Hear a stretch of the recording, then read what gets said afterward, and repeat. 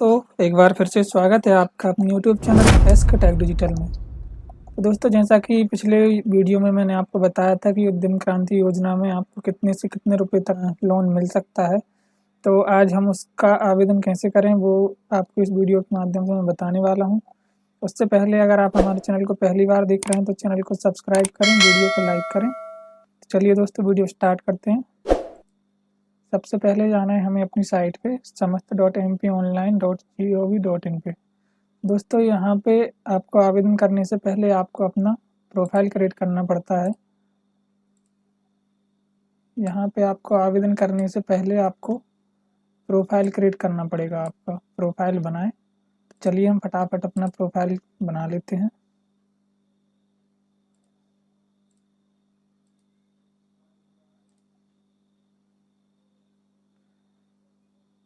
Profile बनाने के लिए आपको यहाँ पे आवेदक का पूरा नाम, आधार के अनुसार यहाँ पे आपको नाम डालना पड़ेगा। यहाँ पे आपको जन्म तारीख डालनी पड़ेगी।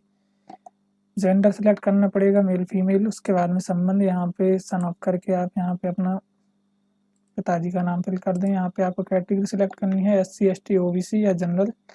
उसके बाद में आपको मोबाइल नंबर जो कि आपके आधार कार्ड से लिंक होना चाहिए, ईमेल आईडी और उसके बाद में कैप्चर कोड। चलिए मैं ये फिल कर लेता हूँ।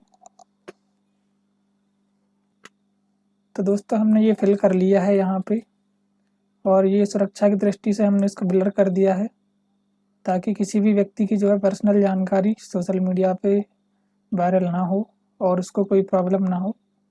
उसके बाद में यहाँ पे आपको क्लिक करना है प्रोफाइल बनाए पे। जैसे ही आप प्रोफाइल बनाए पे क्लिक करते हैं तो आपके मोबाइल पे एक OTP जाता है। वो OTP आपको यहाँ पे एंटर करना है और लॉगिन पे आपको सिंपली क्लिक कर देना है। लॉगिन करने के बाद में जैसा कि आप यहाँ पे देख सकते हैं कि यहाँ पे हमारा आधार KYC पेंडिंग बता रहा है। तो जैसे ही हम अब कंप्लीट यूर प्रोफाइल पार्ट 2, जैसे ही हम अपना प्रोफाइल का दूसरा भाग फिल करते हैं, उसके बाद में हमारा जो है आधार KYC डन हो जाएगा। तो चलिए हम फटाक से आगे का फॉर्म फिल करते हैं। तो यहाँ पे आपको भरना है आवेदक का विवरण। तो आवेदक का नाम, यहाँ पे जन्म तारीख, यहाँ पे आपको पैन कार्ड फिल करना है। उसके बाद में वैकल्पिक नंबर देना है, ऑप्शनल में अल्टरनेट नंबर। उसके बाद में पहचान पत्र आपको यहाँ पे फिल करना है। पहचान पत्र संख्या फिल करनी है, जिसमें कि आपको यहाँ पे समग्र आईडी है तो समग्र आईडी आपको यहाँ पे फिल करना पड़ेगा। उसके बाद में क्या आवेदक निःशक्तजन है, मतलब क्या विकलांग तो नहीं है वैसा फिजिकली, तो आप अगर विकलांग हैं तो हाँ करें, अन्यथा ना करें। उसके बाद में क्या आवेदक अल्पसंख्यक समुदाय से हैं, यानी माइनॉरिटी के उसमें आते हैं, तो आप यहाँ पे हाँ करें, नहीं तो ना करें।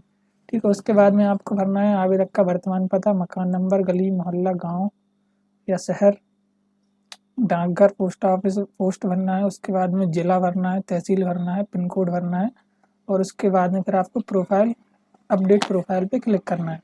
तो चलिए मैं ये फटाक से भर लेता हूँ। तो यहाँ पे हमने अपनी ये जानकारी फिल कर ली है। उसके बाद में आपको नीचे एक ऑप्शन मिलता है, क्या आवेदक का वर्तमान एवं स्थायी पता समान है। अगर आपके दोनों सेम है तो आप यस पे क्लिक करें, अन्यथा नो पे क्लिक करें। मेरा दोनों यहाँ पे सेम है तो मैं यहाँ पे उसके बाद में अपडेट प्रोफाइल पे क्लिक कर देता हूँ। ठीक है। उसके बाद में आधार KYC पूर्ण करें, ये आपको यहाँ पे एक ऑप्शन दिखेगा,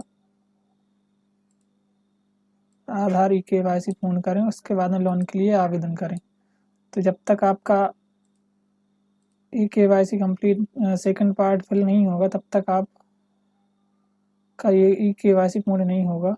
तो चलिए हम यहाँ पे इसको KYC करके देखते हैं। तो जैसा कि आप देख सकते हैं, please continue with filling the form, KYC will be done later and you will be inform by SMS for the same.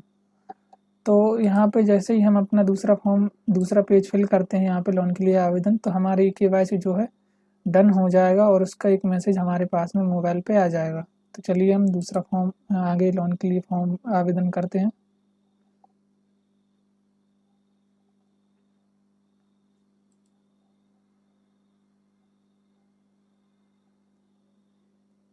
आवेदकों हेतु ऑनलाइन फॉर्म भरने संबंधी आवश्यक निर्देश।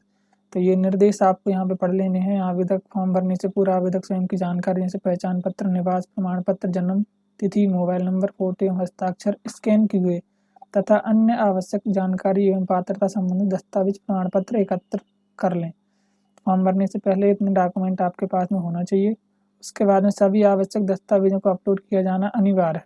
दस्तावेजों के अभाव में आवेदन निरस्त किया जा सकता है। आवेदन हेतु आवेदकों को आवेदन फॉर्म में निम्न टैब दी गई हैं: general instruction, select scheme and bank, select scheme and bank, applicant detail, scheme eligibility detail, upload document, submission.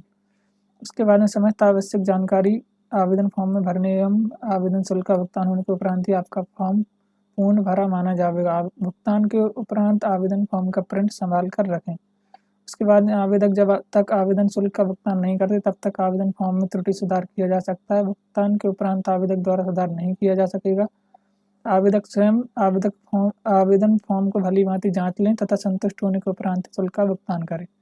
ठीक है, हमने ये पढ़ लिया। उसके बाद में यहाँ से हम आपको ये घोषणा पे टिक करेंगे। उसके बाद में सेव एंड नेक्स्ट पे क्लिक कर देंगे। इसके बाद में अगर आप व्यक्तिगत लोन लेना चाहते हैं तो उस पर क्लिक करें फर्स्ट वाले पे, या फिर आप किसी समूह के लिए लोन लेना चाहते हैं तो आपको स्व सहायता समूह पे क्लिक करना है। तो यहाँ पे हम व्यक्तिगत लोन लेना चाहते हैं। उसके बाद में मुख्यमंत्री उद्यम क्रांति योजना के उसमें लोन लेना चाहते हैं अंतर्गत। इसके बाद में यहाँ पे आपको अपना IFSC कोड फिल करना है बैंक का, और उसके बाद में नीचे ये ऑप्शनल में है, अगर आप भरना चाहें तो भर सकते हैं। एप्लीकेंट डिटेल,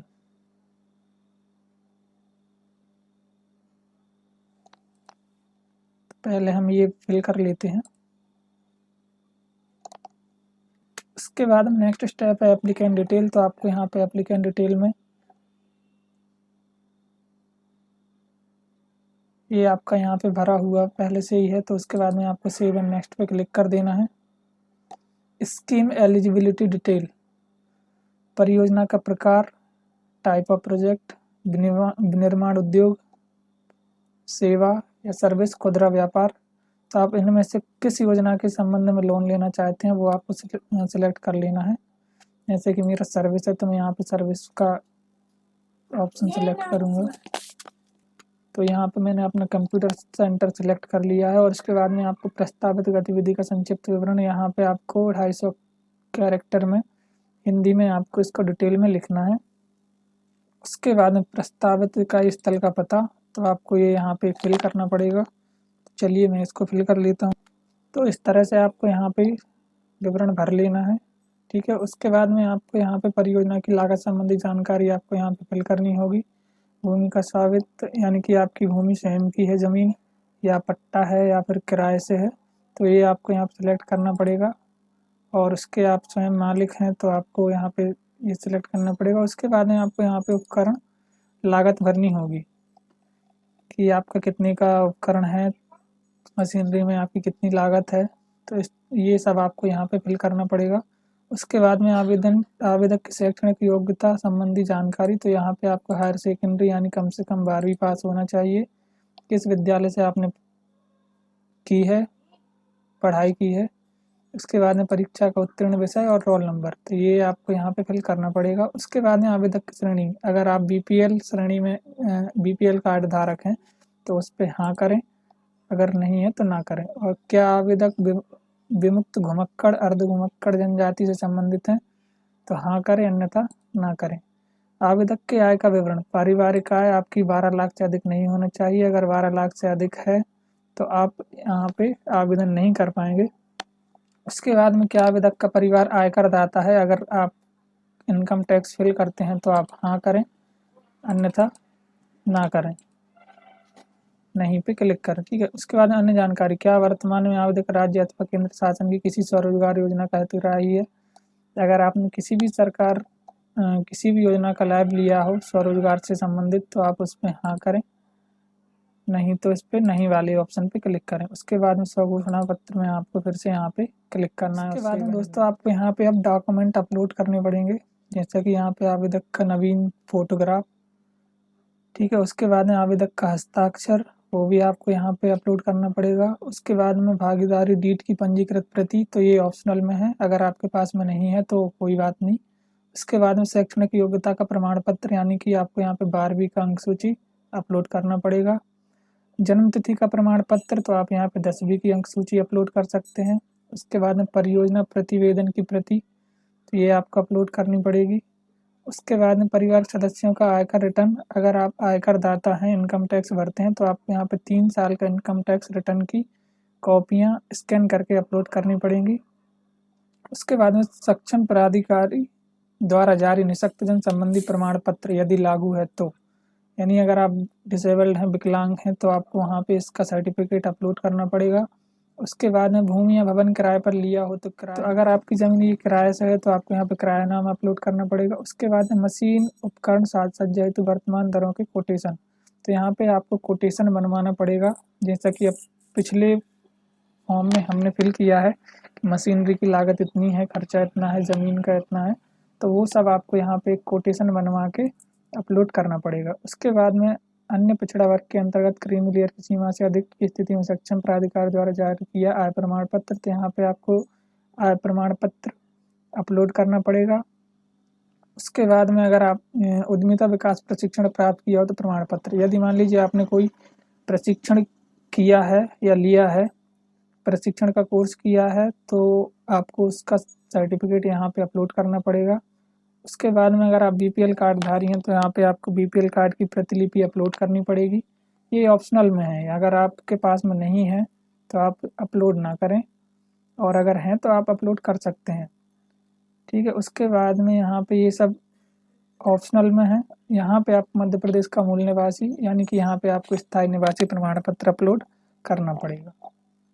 जैसे ही आप अपना इतना फॉर्म फिल कर लेते हैं, उसके बाद में आपको यहाँ पे सबमिशन पे क्लिक कर देना है, और जैसे ही आप सबमिशन करेंगे, आवेदन नंबर प्राप्त होने के बाद में आपको यहाँ से आवेदन की स्थिति चेक कर लेनी है, जिसमें आपको यहाँ पे मोबाइल नंबर एंटर करना है आपका, और डेट ऑफ बर्थ एंटर करके कंटिन्यू कर देना है।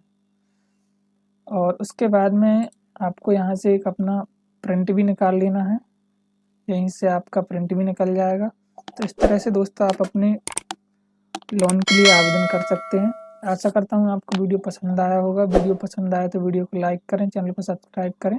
मिलते हैं नेक्स्ट वीडियो में।